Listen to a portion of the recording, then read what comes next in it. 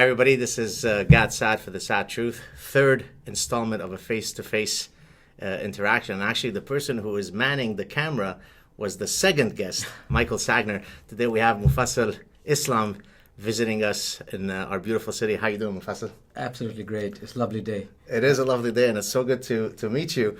I've received so many emails from folks saying that we should meet, and I was so delighted that Mufassil reached out on his visit to Montreal so that we could do this face-to-face.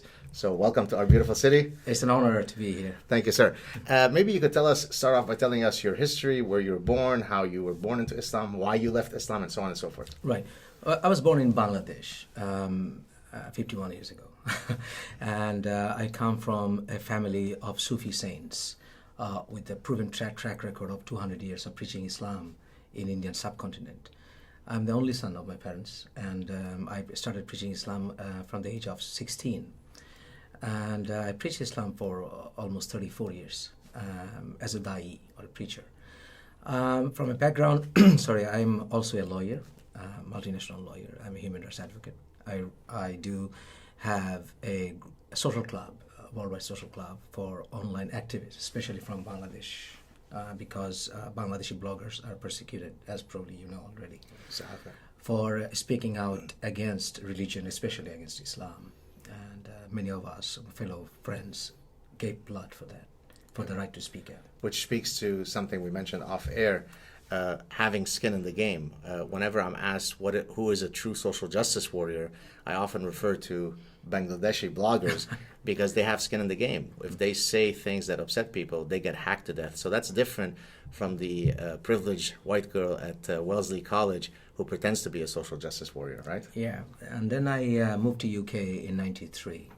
And I worked my way through. I also worked in US. At that point, you hadn't left Islam? No, absolutely not. I was doing my law practice, and also I was preaching Islam. I was debating with famous atheists, Christian preachers worldwide. It took me to 82 countries all over the world. So we could start off by saying that nobody could accuse you of misinterpreting, misunderstanding, mistranslating, but he's not a true Muslim. He doesn't understand Islam. I mean, it'll be very difficult for someone to make that argument against you. Well, I was a regular speaker on Islam TV in England, and I was a regular contributor on Sharia law on the biggest, most famous newspaper from Bangladesh. It's called Daily Star. And I, in fact, became well known as a preacher. And whenever I was even invited as a special guest at Medina University. So if that's not enough, nothing is. What can I say? And so then what led you away from your religion? Well, when you have an inquisitive mind and analytical mind, you always question. I never stopped questioning all my life. You know, I was debating whenever I was engaging in a debate or a dialogue with, say, someone from the other side. They will throw me questions and I will think about it and go back and come back. I always try to have an open mind. One thing that was troubling me for the last few years were the Islamist terrorist attacks. All my life I was brought up with this view that Muhammad was Rahmatul lil Alameen, you know, he was a blessing. So keeping that in mind, everything else you just simply blur out. Right. You know, that's like a powerful camera focusing in. Perfect man to be emulated as best as we can. Yes, verse 23, verse 21, and 33, 21, and all that. So this is how I was viewing Islam and preaching Islam. I in fact helped convert many people to Islam. While you were in Bangladesh? While I was even UK. What is the, is it 90%? 90%. Islam, okay. 90%. Right. So it happened in 2015, if you remember, the Charlie, soon after the Charlie Hebdo attack. There was another attack at the nightclub in Paris. Yes. So I took Bataclan. Bataclan, exactly. Yeah. So I took out the mobile phone early in the morning and I just gave what I had, you know, because I was a social media personality already, and I said criticizing those who were speaking out for Sharia law, and they were supporting killing of apostates and all. And I said, and especially from migrants, were tolerating this in a country which was facing attacks from Islam, and they wanted Sharia to be established. I said, why the hell do you come to this country if you don't want to live by the laws? Was that your first time that you had openly, publicly criticized terrorism? Seriously, okay. yes. Okay. I mean, and that hit worldwide with 95 million views in one day, because that's probably hit world record in various countries. It became television hot news in India, in Australia, in Denmark, and UK newspapers, because probably an Islamic scholar was for the first time spoke out against terrorism like that. Now, somebody who's coming from deeply embedded community in Islam, right. You then come out with this. Yes. The blowback must have been. But I was still a Muslim. You're still a Muslim. I was still a Muslim. Okay. But I was just why I was frustrated seeing children got killed. That why don't you speak out? Then the repercussion was unbelievable. The people who in fact learned Islam from me started saying things like, "Oh, you have sold your soul. You're a Jewish spy. You're a spy. Jewish spy. Jewish spy, or a Christian Zionist. What about it?" And then I was told that, what are you looking for, a British passport? Is it what it is? But I became a British citizen 20 years ago. Then I was told things like, your mother is this and all that nonsense. Of course. Abuses. They started, although I was still a Muslim, I was a very devout Muslim. You're a devout Muslim who's trying to criticize some elements of Islam? Absolutely. Or are you arguing at that point, they're not true Islam, they're misinterpreting? That's what it is. Okay, so you're in the defensive posture for Islam. Apologetic, exactly. Okay. But I was facing serious criticism, even harassments and abuses from other Islamic scholars who were telling me that Mufassil is okay. Those are terrorists, those are derailed. They're still our brothers. Keep it inside. We'll sort out our. Let's problems. not air out our dirty laundry. Let's not take it out in the public. You are defaming our religion. And they started making up, dedicated pages on Facebook, social media, criticizing me, comparing me to a monkey and all that.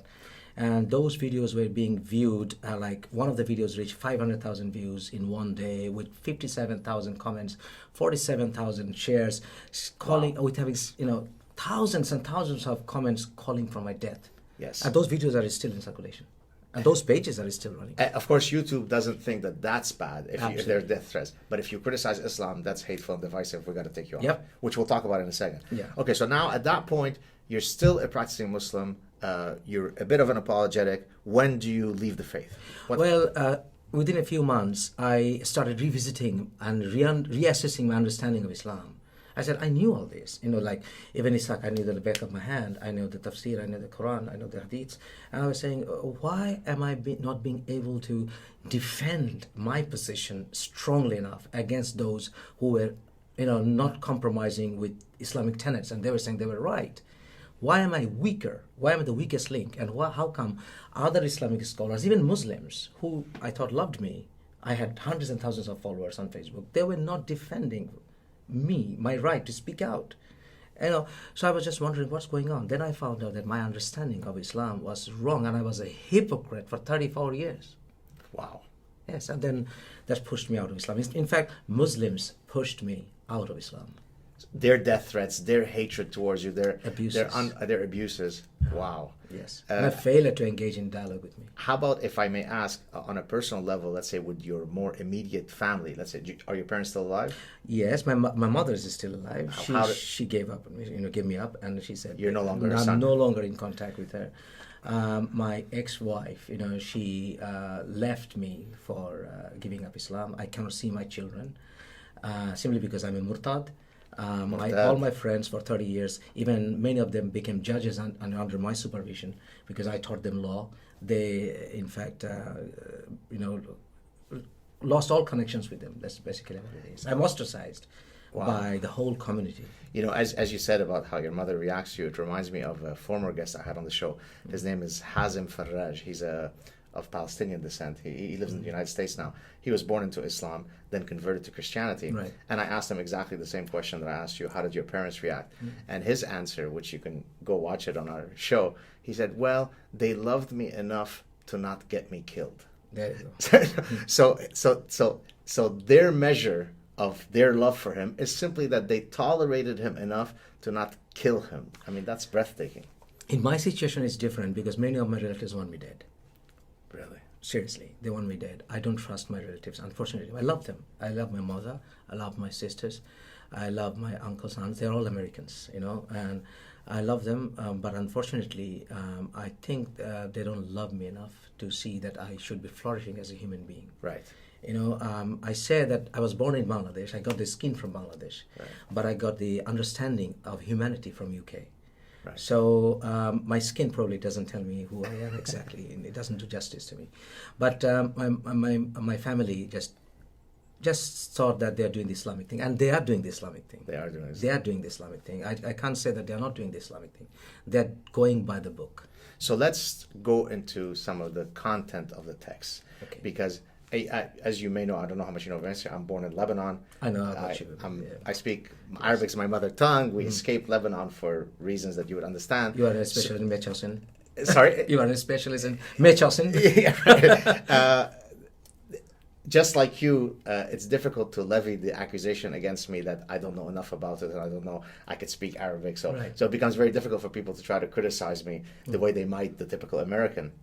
And when I tell them, well, no, this thing is in the Quran. No, but you must have not understood it. You must have read it wrongly and so on. So let's, how much of the Quran and the Hadith, or even the Sirah, is brotherly love and how much is the exact opposite of that? Brotherly love, when it comes to brotherly for fellow Muslims, 100%. Right. When it comes to, but that 100% is still, there's some proviso to it. Right. There's a caveat to it. But it's still, when it comes to brotherly love for humanity, 0.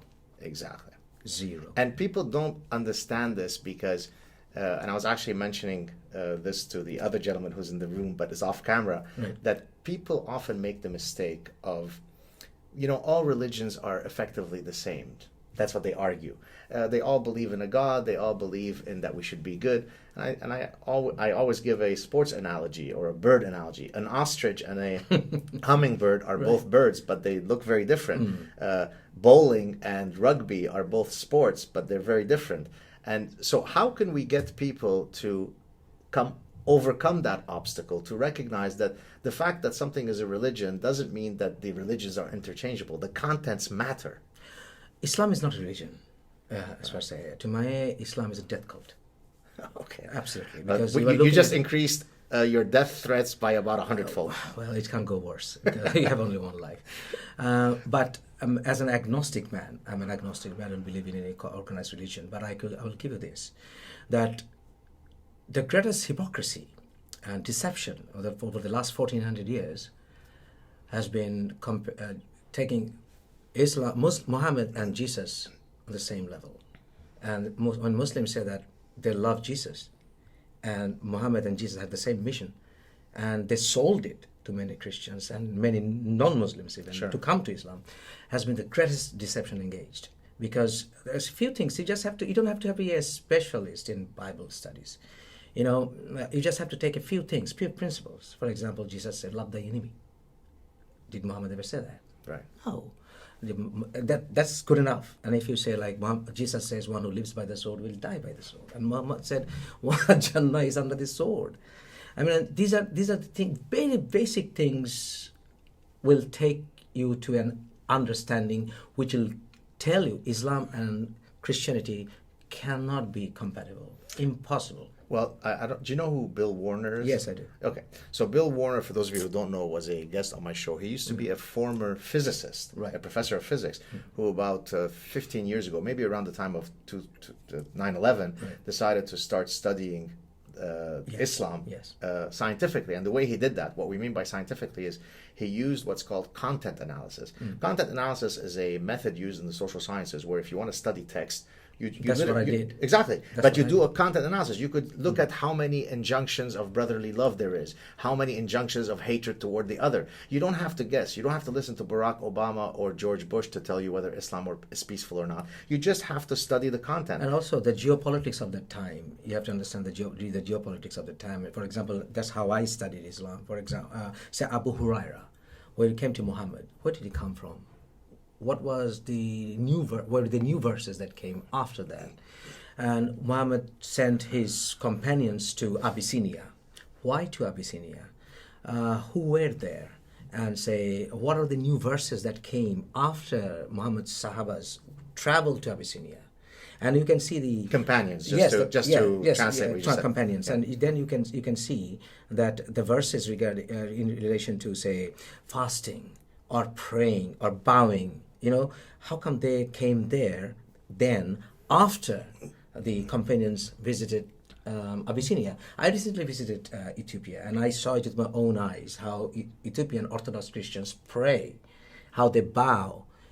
So you can these things clarify your understanding that Muhammad concocted this religion with the help of his companions. Well, wasn't it Aisha who said, I'm going to kind of paraphrase, I know what you mean. oh Prophet of God, Yes. it seems like you have this very incredible ability to generate revelations. Yes, that, yes, especially in regard to Surah 33 and all exactly. that. Yeah. Now, since we're speaking about Aisha, oftentimes when I speak to even friends of mine who are Muslim, they typically will become very apologetic about, no, she wasn't 6 and then consummated marriage at 9, it was 19, no, blah, blah. You are the expert on Islam. Tell us, was it 6 and 9? Is that correct? Absolutely, That's right. 100%. And all you need to do is ask for another reliable Islamic document which will show, not like analysis, not like concocted mental gymnastics, document which has more authority than the Bukhari, Sahih Bukhari or Muslim, to say that Aisha, in explicit terms, Right. unequivocal terms, Aisha was 17 or 16. Even if she was 16, if it, say, for argument's sake, she was 16 or even 17, a few things we need to take into context. First of all, Muhammad, how old was he? 50 something, 3, right? I think. 53, yeah. Right, he was 53. Somebody who was like 40 years almost older than her. What would have happened to her after Muhammad was dead? Right. She would have a widow life, and so did she was a widow for mighty long time after Muhammad's time. And Muhammad said, in Surah 33, verse 50 to 52, if you read it, that his wives wouldn't be able to marry again after him. Right. So these were entering into relationship which would end up as punishment for them, living a life in seclusion as a widow for 40, 50 years after his time, because they were like 40 years old. He was like 40 years older than them. And then again, Muhammad claimed to be an example of character for all times. And what about the mental age? Muslims will always tell you that, she was menstruating. Aisha was menstruating. But the question is, do you not take her mental age into account? Right. When Aisha was brought in from outside when she was playing, she didn't know what was going on. She was being There's a dressed story up. with the dolls. Yes, Yeah. and so his dolls. And her fellow friends were afraid of Muhammad when Muhammad would walk in. She's cleaning the sheets Absolutely. that are filled with. It's similar. Very nice, very holy. So then, so another obstacle in all of my engagement with the public on these issues, one of the things you often hear is, look, 95% of the Muslims you're going to meet, you're going to find them as nice as everybody else, right? Your friend Muhammad, who you play soccer with, your this girl that takes your class. And so people use their personal narratives to arrive at a judgment. Well, she's Muslim and he's Muslim and they're lovely and they're peaceful and they're kind. Are they? Well, at least in their personal Okay, interactions, I'll- how do we get people to decouple the fact that individual people come of many forms with the ideology? How do we get people to understand that there's a difference between the two? Well, first of all, I love Muslims. I can't hate them because they're my family. I love Muslims. That's why I take a huge risk on my life to free them from that cult. Right. I have a possibility of being shot anytime, or being chopped off of my head anytime, because somebody would do things, even a slight bit of things that I'm doing, as a risk of losing his head. But why am I doing this? Because I want to save them. That was my passion, to take them there. And I have a passion, rational understanding that this is wrong. I want to take them out of it. Now, Muslims, obviously, vast majority of them are lovely people. We all know that. But let's put them to test and ask them, vast majority of them, take a survey, because Bangladesh, a survey was done in Bangladesh by Pew Research, and they found out 80% of Bangladeshis want Sharia, 80%, knowingly or unknowingly. The Sharia says Mufassil should be killed for living Islam. That's right. Ask them, do you want Mufassil to be killed? Because then most of them may say, no, let them we tolerate them, but why should he have to talk Right. against Islam? The second thing, most of them will say, okay, if he speaks out against Islam, he should be respectful. My question would be, what is being respectful? Why do I have to be respectful to an ideology? I have the right to offend any ideology, because I even offended Christians when it comes to their faiths. Then why Islam should be having that kind of a special privilege? And then you will see the reaction growing slowly. So that's what explains why when I said, oh, Ahmad and Muhammad are nice, and you asked, are they? In a sense, what you're saying there implicitly is by virtue of them simply identifying as Muslim, that's already a problem. I have been ostracized by vast majority of Muslims for living Islam. I have only a fringe few of friends who are still keeping contact with me, who are Muslims still. Well, Yusuf al-Qaradawi, Yes. he said that if apostasy did not exist, Islam would have died.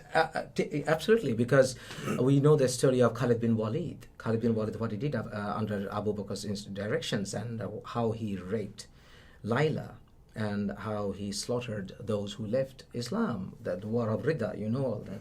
So, yes, Islam has survived over the last centuries by silencing those who want to leave it, by silencing those who question it, by silencing your understanding of Islam. Because in Islam, a Muslim does not exist with his individuality. How he looks. Yes, how he looks, how he thinks, how he eats, how he brushes his teeth, how he writes, how he has sex, how he takes bath. How he urinates. How he urinates. He has no self-esteem. He has no personal choice in anything. So, in fact, in this religion, when you are devoted in it, you do not exist. You just lose yourself. You're lost. But the worst thing is, in Islam, Muslims are the slave of Allah. But in fact, in reality, they're slaves of Muhammad. Because in the Quran, Surah 33, verse 6, if you read it, verse 6, you will see that Muhammad has greater control over his ummah than a master has over his slave. Right. So the situation is worse than Allah would probably have on his own slaves. By the way, slave in Arabic is abid. Yes. Right?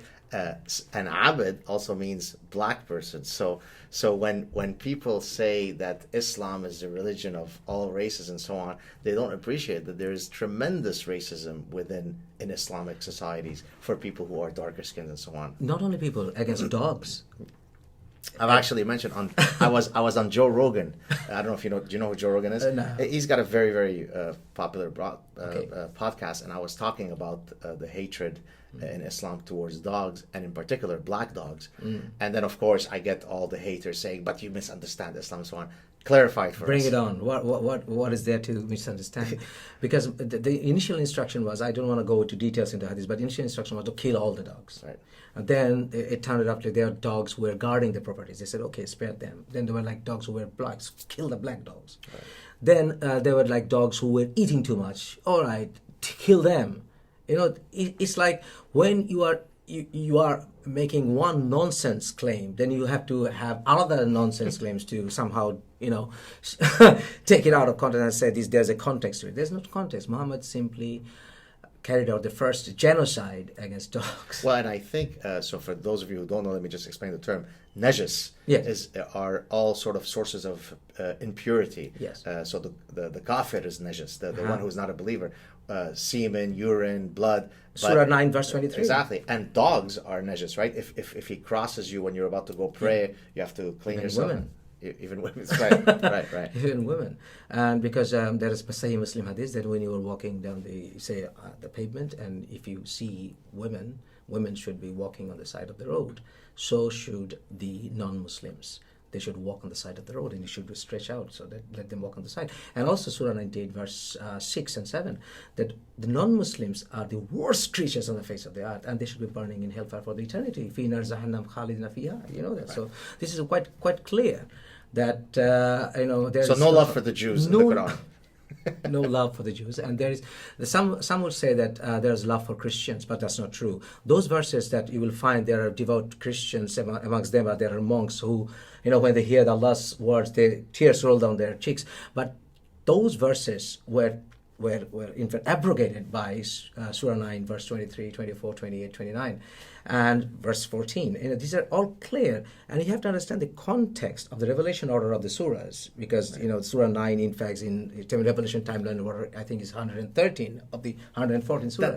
That's what makes it complicated to read, because people don't understand the It's an chronology. unreadable book. Exactly. It's an absolutely unreadable book. I have spent 34 years understanding the context and everything, and I can say I have a fair good idea, but it's such a big lie. I mean, anything that you turn, every page you turn, is full of lies and deceptions.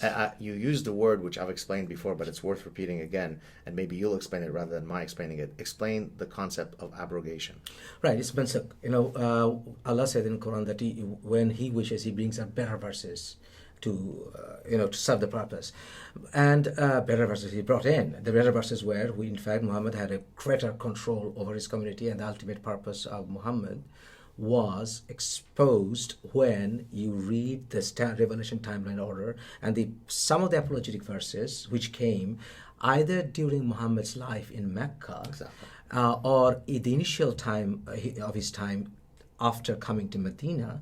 They were all abrogated later on. So when people quote the gentle passages that come from the Meccan period, Lakum dinukum waliyadin. exactly, no compulsory religion, blah blah blah. People Like don't Kafir. realize that those are now null and void, because Yes. then the later verses, where I'm not as friendly towards those who don't accept Islam, have abrogated the earlier verses. I will say something else as well. There are people who claim that there were the verses during his Meccan era were all apologetic, all lovely. It's not true. For example, the verse, the surah, the Hablum min Masad, where the Abu Lahab and his wives were being given mortal threats. Those are not lovely verses. Right. And you have to understand the context as well. He was deceptive during his time in Mecca. Even that proves that he was a shrewd man. If the world ever was visited by devil, And when it was he Muhammad. when he preached all the more gentle stuff, he was only able to gather something like 150 followers Yes. in 8, 10, 12 years, was it? Absolutely. And then once he moves to Medina, that's when the explosion of new recruit comes in, when his message changes to become a lot more intolerant. Because when he went to Medina, the first surah was Surah Baqarah. And he was saying that you can remain a Christian, you can remain a Jew, as long as you believe in one God. It's fine, you'll go to heaven. But even then, the Jewish leaders, some of the Jewish leaders, they were skeptic about him. They were doubtful about his ultimate purpose. One of them was Safiya's father, who said, I have questions about this man.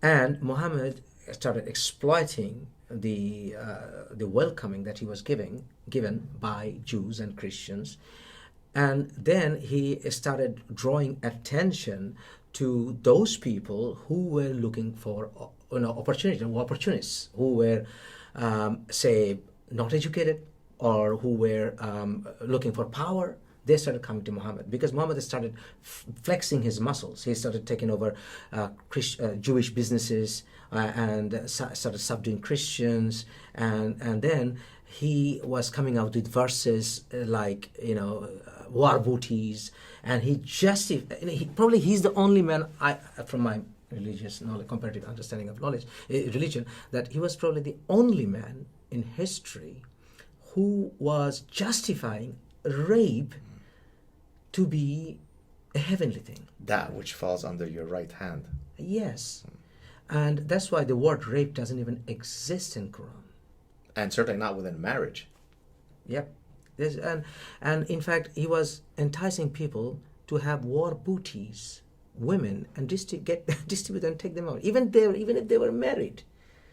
And he was taking sex slaves like Maria Kiptia as a gift. So they're finding it all to be justifiable. Those people who were opportunists, who were evil in heart, they were saying, really, I can rape and still go to heaven? And in the process of in the war, if I die, I will still get 72 virgins? I want that religion. could satisfy my earthly desires, and they are divine. Yes. Perfect combination. Absolutely. So people were... He's a great drawn- marketer. Well, evil one, yes. Evil one. So do you think that a lot of Muslims might not even know all this knowledge. So, if I'm born in some lovely Muslim family, I basically have almost no knowledge of Islam. Like most people have no knowledge of Catholicism when they're Yes. Catholic. How many people know what's in the Torah and they're Jewish? Nothing. A few little things, right? So, is the way to ultimately get the folks to at least question, to at least get them to commit to reading the content, because most of them are simply ignorant about it? Is that ultimately what the main obstacle is? Other question, will they be allowed to read? Right. Will they be allowed to read? But why can't you now go on the internet and read the Quran or the Hadith? Well, what you have to also realize that 75% of global Muslims are not Arabic speaking. Okay. That's number one. Secondly, I can tell you, who was born in one of the biggest Muslim countries in the world with 180 million Muslims, that vast number of Bangladeshis or South Asians, Muslims, they don't even know the meaning of the word Subhana Rabbil Ala when they pray and bow. Vast majority, they don't know. Vast majority of them don't even know that Aisha was 6 years old when she was married to Muhammad. And vast majority of them wouldn't know that Muhammad was poisoned. They don't know the basic things. So instead of probably asking them to read, because their illiteracy is high in Muslim world as well. You don't take Saudi Arabia as a country where you can have access to literacy or education, but in countries like Bangladesh, Pakistan, many parts of India or Africa, they can't speak.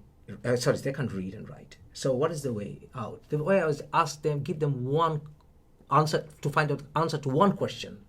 Give them one. Say, do you know that Muhammad had sex with Aisha when Aisha was 9? Go and check. Even I have taken almost 20,000 people out of Islam in the last 2 years, and I have seen that vast majority of them left Islam simply because they could not find answer to a single question. Because Islam is a totalitarian religion. You cannot question it. You cannot say that I accept this and I don't accept that. So when they couldn't reconcile this question to that question, they said, okay, that's it. I'm out. Which, by the way, in science, we have the peer review process. I conduct a study. It takes me several years. Before it gets published, it has to go through the scrutiny of people reviewing it. If it passes the threshold, it's published. If not, then too bad. Right. So if you're confident about your knowledge, then you have to put it open to scrutiny. And it's only when you are lacking in confidence about your ideology that you create all these barriers. If Islam were the truth, then why wouldn't you allow all people to openly debate it? It's going to win out because it's the best idea available. But you don't feel confident in allowing that. That's why you create restrictions for people to openly use their critical thinking, right? There's also a cloud that Muslim scholars wear usually, which is they're very serious type of people, and they don't like being questioned about many things. Like even the Quran, it says that you cannot question Allah. So they will just hand it down to you. This is what Quran says. This is how Hadith said. That's it. Don't question anymore. Right. Apologies. So that's how they work. So when scholars say that this is what Islam said, they will not question it again. For example, Zakir Naik has huge influence. I think you are. Yeah. A huge influence in South Asia. Is he Indian? He is Indian. Indian, that's right. So I was told many times to debate Zakir Naik, and I said, listen, even Indian government cannot find him. How can I find him? And will it be enough that if Zakir Naik knows, you don't know, and you stand before God and you say, you know what, God, Allah, I don't have the answer, but Zakir Naik did, so I relied on him. So this is not the way. But in Islam, in the Muslim community, there's a huge respect for Islamic scholars, and they are happy with their ignorance. That's a huge obstacle. To break that, I think we need to instigate debates with ordinary Muslims. And we need to keep on confronting them in every level when it comes to intellectual position. For example, if I see a Muslim praying, I would say, good luck, that's your religion. But do you know that this is what you're praying? This is what you're praying, right. The words that you are saying. Right. Let's talk about another area that people offer as a hopeful trajectory, which, before I even ask you the question, I think it has zero chance of working. We often hear about the Reformation of Islam. And there's one guy who I'm not very fond of, who I call the Grand Mufti of Islam. He is actually a British citizen who comes from Pakistan, you might know who he is. His name rhymes with Shmajid. I'm not very fond of that gentleman. And neither am I. There you go. I think that's why we might become friends. He's selling this, what I call unicorn Islam, where he doesn't give you the details, but there is some way in the similar fashion of how, say, Christianity reformed. Hey, why not? Islam can also reform. And of course, it already can't be, because we know that the Quran is the final inerrant word of God. You can't change a harf, one letter from the Quran. So how could you reform it? So you, as somebody who studied Islam for many decades, could Islam be reformed or not? Impossible. You cannot reform Islam.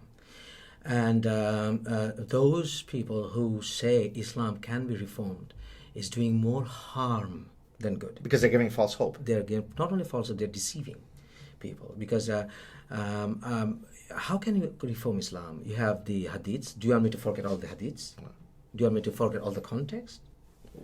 Imam Tawhidi actually argues for that. Okay, he says, get rid of the hadith and go with the Quran. The Quran is good. Even the Quran is enough. Of course. By itself, yeah, to prove that this is unworkable, this is evil. Even the Quran. So, for example, I think I heard Imam Tawhidi referring to Surah 5, verse 32. And he was wrong. I wish I could have a debate with him. But I believe... I'll try to set it up. Oh, yes, please. Imam Tawhidi, if you're listening, I'm ready for a debate. Imam. All right. Yes. So I believe the Quran by itself is enough to say this is evil by itself. All right. So if he says say "Fi nar jahannam khalidina fiha," tell me, how are you going to come up with that logical verse? How, who are the people when Quran says in Surah Fatiha, if the last line, غَيْرِ الْمَغْضِبِ عَلَيْهِمْ وَلَا الضَّالِّينَ, who are the people they're being referring to? Who are the people who are derailed? Who are the people who are cursed? Go for other verses, Surah 8, verse 55. Read all that. And Quran by itself is self-destructive. Right. It's a bomb for morality. I've argued, and this might be complete wishful thinking, that the only way you could, quote, reform Islam is if you suddenly now found a new revelation that abrogates that which was subsequently. In other words, you need sort of one broad paintbrush to get rid of all this stuff. If you're going to do it in a piecemeal manner for each verse, it's not going to work. Is there a way that someone can discover a new revelation that can get rid of all of the violent stuff? All right. In fact, the effort was done in the past. What I just said, yes. Sort of. Okay.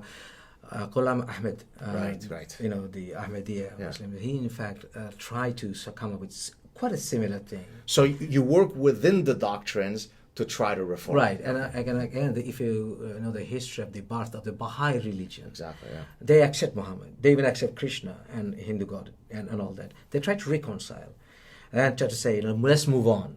What happened to them? They are the most persecuted communities in the world. Yeah. So this is not going to happen in that way as well. And of course, the Ahmadis are not considered Muslims by vast majority of Muslims. Yes, absolutely. And certainly the four schools of jurisprudence of Sunni Islam, they would think they're as Muslim as being Jewish, right. Maybe worse even. Right. I mean, my position is quite straightforward. Somebody who's claiming that I'm getting a revelation in this 21st century, I said, go to see a psychiatrist. Well, it is a fine line. But I've always said that the exact same statement you make, right. If you make it under the cloak of religion, you're a prophet. If you make it under the cloak of non-religion, you go to a psychiatrist. Absolutely. That's exactly it. So it's a very fine line between madness and religiosity. So let me ask you this, more pragmatic stuff. So we have this huge influx of immigration that comes from Islamic countries, certainly in Canada. I mean, it's astonishing. And again, I'll do the silly preface, but most are nice and so on. But my argument has typically been the following, and I had this conversation with several very high-profile people who were looking at the wrong thing to focus on. Typically what they focus on is we need to have better vetting programs to stop the ISIS guys coming in. Right. Well, okay, nobody questions that. But I argue that that's a very short-term view of the problem. Because if, let's say, you let in 50,000 Syrians from into Canada, very, very small percentage are going to be ISIS sympathizers. But 95, 97, 98% are going to hate gays, are going to have anti-Semitic views. And so the question becomes, over a long-term view, once you let in people who don't share your cultural values, the values that define Canada, tolerance, plurality, liberalism, and so on, then you're going to look for trouble. It might not happen in a month or 2 months, right? In some places, they went from 0% Islam to 100% Islam, but it took 500-600 years, right? They didn't come in with the sword and kill everybody. How do you get people to recognize that ultimately that's what we should be focusing on? Letting in tons of people who don't share your values is a problem independently of terrorism. There are a few things you need to bear in mind, which is Christianity, how they view their persecutors. In the Christian theology, Christians are not afraid of their persecutors. They were thrown to the lions, but they survived, ultimately. So they're not afraid of it by theology and by their spirituality. So that's probably a problem at times like this. Second obstacle is how do you vet them? It's impossible. Thirdly, we have to keep our humanity. It doesn't matter what happens. We will still feed our enemies. That's humanity. We can't lose our humanity under any circumstances. We can't lose our rational mind. We cannot say that Canada is a rich country and we should not help even those people who are lost. So that's one thing. But the other problem is, should we not ask Muslims to help one another first? Shouldn't countries like Saudi Arabia take more initiatives to help lead the Muslim world, to help Muslims, not only Muslims, other non-Muslims to help? Because Saudi Arabian constitution doesn't have a provision for, in fact, non-Muslims to take refugee status in Saudi Arabia, although it's not a Geneva Convention signatory country, but it's still, they would conducive to the society means they were not going to allow Christians to take refuge in this country. So that tells you that Islam, in fact, doesn't give much opportunity of sheltering non-Muslims, although in history Muslims did shelter even Jews, but that's a different story. Now, what about asking Muslims? Are Muslims allowed to live amongst non-Muslims? What did Muhammad say? Don't live among the kuffar. Don't take them as friends. That's in Quran, but in Hadith it said don't live among the kuffar. Don't live among them. So, if you know that there was a terrorist attack in Bangladesh couple of years ago, where in a cafe, foreigners were slaughtered, yes, including some Bangladeshis who held Canadian citizenship, I think, Canadian citizenship, and other overseas citizenship. Why were they killed? Because they took allegiance to a foreign kuffar country. So, in fact, they can say that, what about Muslims were allowed to seek asylum during Muhammad's time in Abyssinia? Muhammad didn't form Islamic State by then. The Medina state was not formed by then. So now you have Muslim countries. So if you have Muslim countries, in fact, Islam doesn't allow you to live and seek refuge in non-Muslim countries. So do you think then, and this is a delicate question, but one that needs to be asked, do you think that ultimately then Islam is perfectly incompatible with the Western values that we cherish? Well, absolutely. In every step of the way, Islam is not compatible. Islam doesn't stand for what we stand for in the West. So then do you imagine that there might be a day, because I was having a conversation with Andrew McCarthy, who was, I think, the lead, he was definitely one of the federal prosecutors, but maybe the lead prosecutor in the original 9/11 case. Remember the 1993 case where they put the bomb, right? In the page. And the blind sheikh yes, and so on. Yes. So for those of you who are interested, you can go check out my chat there, Andrew McCarthy. He's a lawyer, and so I put the question to him, do you think that eventually maybe Islam might be considered a seditious ideology? Seditious, like literally, it's, well, you know what it is. Do you think that might ultimately come down to this? Yes, I believe so, because you have your Canadian Human Rights Act, I think, since 77. You have the Oak Test and all, and we have the Human Rights Act in UK. We have the European Convention of Human Rights as well. If you go one by one with every aspect of those human rights provisions, you will see none of them is compatible with Islam. And so Islam's ultimate purpose is to subdue and it's a fascist movement, political movement. Politics is 90% of it, 10% is Exactly faith. right. That's actually the exact number I give. Yes.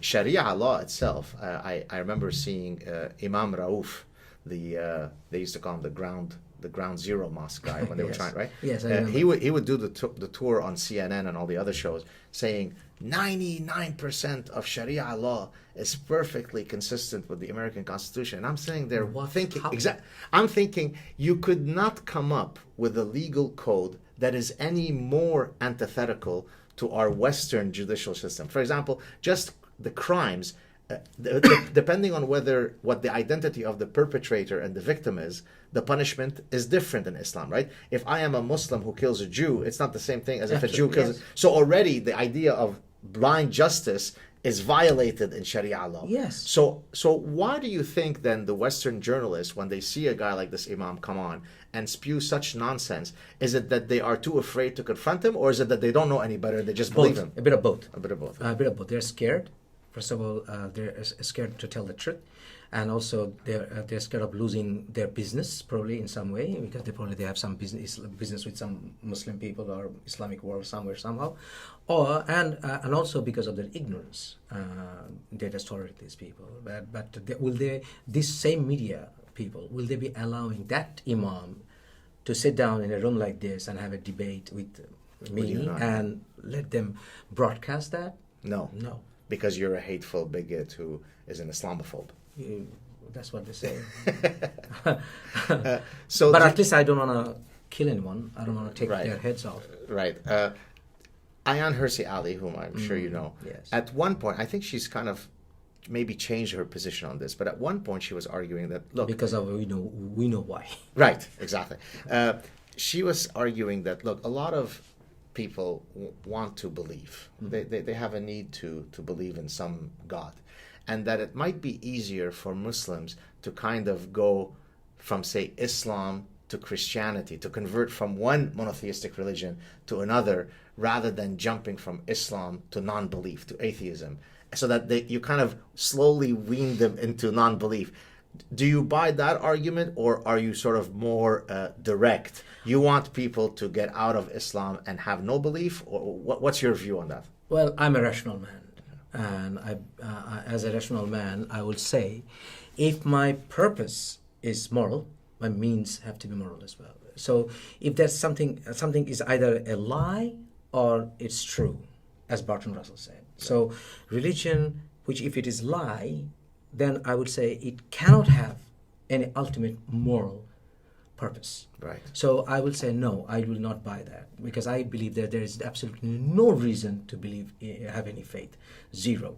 I actually agree with you, because I've had this conversation in many different forums where some people argue, look, religion does serve many functional benefits. And that was the original point of Blaise Pascal, right? Where he offered really a functional argument for why it makes sense to believe. And my position, which very much mirrored yours, is that to believe in something, even if it provides good, but if it's false, then as a pure person, I cannot believe in a lie, even if religion does give me hope, right? Yes. It does extend the party forever. I don't want to believe that the party is going to end. I don't want to believe that there's a death sentence awaiting us. Yes. And so there are many reasons why most of us should be compelled to believe, but I can't get myself to believe, because in my view, I know it's a lie. It's a lie, absolute lie. Because, for example, someone like me who has dedicated his life, gave up most of his professional opportunities, and somebody who is under constant threat, I can get killed even tomorrow. So why am I doing this? Am I doing this to sit on the right-hand side of God with Jesus? No. Am I doing this to get 72 virgins? No. Do I believe there is a heaven hereafter for doing whatever I'm doing, public service, here doing for humanity?